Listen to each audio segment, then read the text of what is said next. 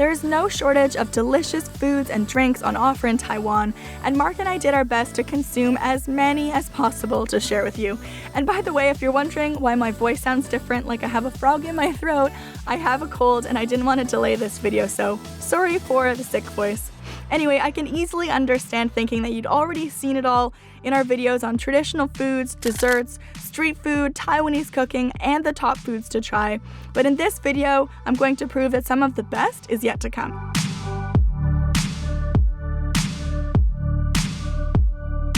We felt very lucky for the chance to dine at a Michelin star restaurant called Longtail, where course after course tested and satisfied our palates, but also inspired us with how much creativity you can fit on a plate. We tried out different cocktails, including a peach lassi that was delayed because, quote, they were waiting on a fresh peach, something I am more than happy to wait for. It was made of peach, yogurt, caramel, and cardamom. I also love the signature Longtail cocktail, where it's all about the glass. If you've never contemplated drinking out of a bird's tail feathers before, let me tell you, it does add a certain something. The night market cocktail is a really cool idea. It's savory and delivers on its name with notes of sesame oil and basil. Whoa. Sorry. I don't know about this one. Next, we got to try a bunch of starters, like this banh mi pate served with baguette and house pickles. The fig toast with ricotta cheese, port wine, and lemon balm was one of my favorites. And look at how gorgeous this crunchy soft shell crab is with salted egg yolk and curry leaf. Oh, that's good. We also tried a pesto made of a green vegetable that's very common in Taiwan, as well as fried chicken with sweet potato piri-piri. Here's a twist on dumplings I've never had before: foie gras dumplings. Very juicy. So much happening right now. Another of my favorites were these shrimp sliders, which I could eat copious amounts of Homer Simpson style. One of the most interesting fish dishes I've ever had was this tile fish served with spring peas, parmesan, lemon, and herbs. Look at how the scales just stand up like a porcupine. It's all about that crunch. This braised short rib came with cauliflower, hibiscus, and lovage, an edible flowered plant of the parsley family. Mark also loved this juicy Australian beef tenderloin with carrots and leeks. And having Chef Lam Ming Kin come chat with us and talk us through the desserts he created was an extra special treat. For all my fellow dessert lovers, we had Kaya French toast with soy caramel and espresso ice cream, chocolate fondant with lime and green tea ice cream, and compressed strawberries with yogurt, kaffir lime, and Taiwanese basil. Another meal we had where creativity was a main ingredient was about as far away from a Michelin star restaurant as you can get. We just arrived at the restaurant we're eating at tonight, and it's actually an apartment building. It's so private that it's in someone's apartment. I've never been to a place like this before, but I love home cooking. The owner and chef is Wayne, who makes the term home cooking quite literal as he serves up unique dishes he's created in his tiny kitchen. The food is Taiwanese-Italian fusion, two of his favorite cuisines. We started with platters of Taiwanese cheese, sausage, toast, pork jerky, pig's blood cake, yellow fish tempura, and bamboo. This is a loofah risotto. Loofah is a vegetable that's part of the cucumber family, and it's commonly used in Taiwanese cooking. Loofah stir-fry with clam is one of the most popular dishes, so he mixed that with risotto to change it up.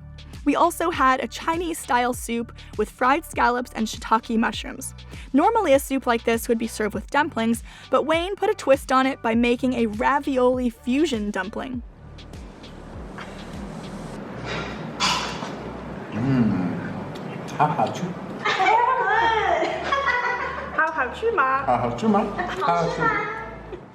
Next up was ground meat served with the classic Italian flavors of oregano and balsamic vinegar that we spooned into these big crunchy lettuce leaves.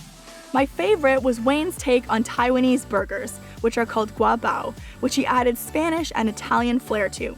Pork served with steamed buns and a mixed nut powder, which is usually just made with peanuts. I enjoyed that dining in this private apartment felt so similar to a regular dinner party, which is an experience you don't normally get to have while you're traveling, unless you're lucky enough to know people who live there.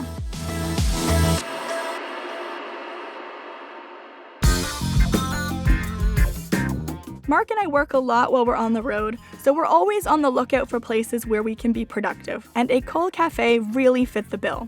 As the name implies, it has an old schoolhouse vibe which I loved, and it's clearly a popular spot to work because we went more than once and each time found lots of other people on their laptops.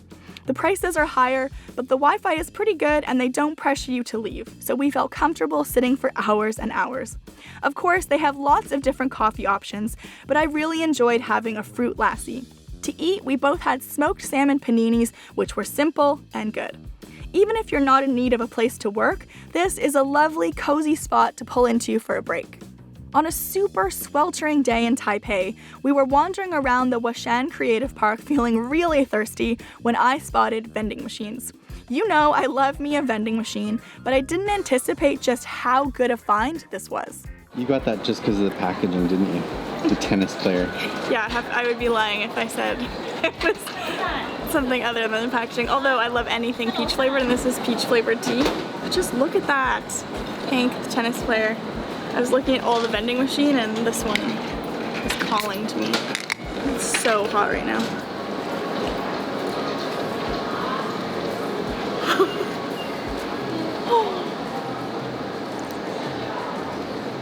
Oh my god. Imagine like the best peach yogurt you've ever had and you whip it up in the bowl like this and then add like honey and cold water. Oh my god. I need to put these in our suitcase. Can we buy another suitcase? Can we get a carton of those?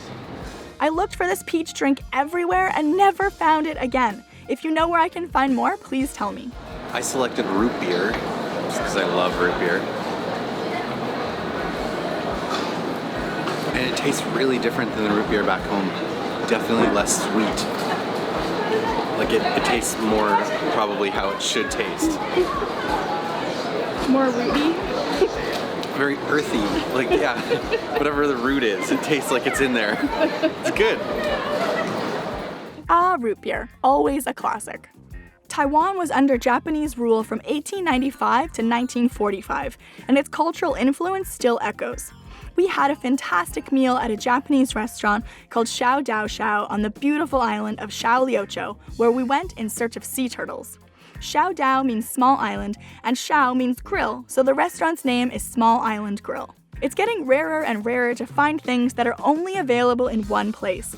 So I was delighted to find that this island that's less than 7 square kilometers has its own local beer and is only available there. I don't even like beer, but I do like awesome graphic design, and these cans are straight up gorgeous. Being on an island means tons of fresh seafood and a menu that changes daily. We had donburi with salmon roe, grilled salmon, egg, ginger, and black bean, as well as clams cooked with a sake-infused broth. We also had a colorful mixed sashimi bowl and winter melon with passion fruit flavor.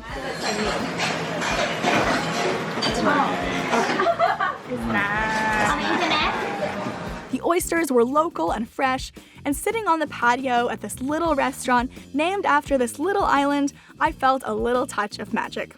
There's a well-known snack that's made on Xiaoliuqiu, so we went to a store where you can try samples. They're twist rolls with different flavors like sesame, plum, brown sugar, condensed milk, seaweed, taro, and spicy. The best part is being able to peek behind the scenes of production and watch people making the twisty treats that are then shipped all over Taiwan. Something else you find all over the country is a fast food chain called Moss Burger, which is originally Japanese. They have smaller portions and higher prices than other fast food joints, but the food is fresher and higher quality. Their most popular item is the yakiniku burger, where the bun is made of rice. Not a first date burger. More like a 10 years down the line kind of burger. Exactly. Even then, it's questionable. It's all good. I got the chicken burger that comes with lemon tartar sauce. And then you freshly squeeze this on. Oops. You freshly squeeze this on as well. And it's got this like, it tastes sort of like when you have coleslaw on the side of fish and chips or something, except on the burger. It's so good. It tastes really fresh. It's delicious. Now know what a typical food court looks like where you're from, but we visited one that felt pretty next level in Taipei. I think this was underneath Xinyi Place, but please leave a comment if you could confirm that for me. This was the same day we explored the abandoned UFO village, and by the time we left, it had started to rain, so the whole bus ride back, we were craving something warm and cozy. Okay, we're taking the bus back into Taipei. I don't know, I'm thinking like maybe we're here, and we should go here? I have no idea how to read this. Also, for my hilariously awesome hair here, I have to give credit to humidity, salt water, and rain at the UFO village. Thanks for making me feel fabulous. You know when you're looking at what people have on their plates, kind of making eyes at it? So we walked by this woman's table several times. Because what she had looked so good. And finally I was like, let's just ask what it is. And she was so nice. Her name was Dora. She got up. She was like, oh, I'll show you. She took us way over to the place, helped us order it, asked how spicy it was, showed us other things on the menu, and then helped place the order. Just such a lovely person. Wow. And we interrupted her dinner. She got up to show us, so this makes this taste even better. The curry chicken noodle bowl not only warmed our bellies, but the kindness of the woman who helped us warmed our souls too. I hope you've enjoyed seeing more of what I ate in Taiwan, from top-tier Michelin star dining to home cooking, and fast food to vending machines. There are no limits on where to find unique and memorable meals on the road. If you like this video, give it a thumbs up and watch the rest of our Taiwan series for more videos on food, sights, and tips. And if you want to see more What I Ate videos from around the world, I'll link those as well. Remember to subscribe for more travel adventures. Thanks for watching, and my voice should be better next time.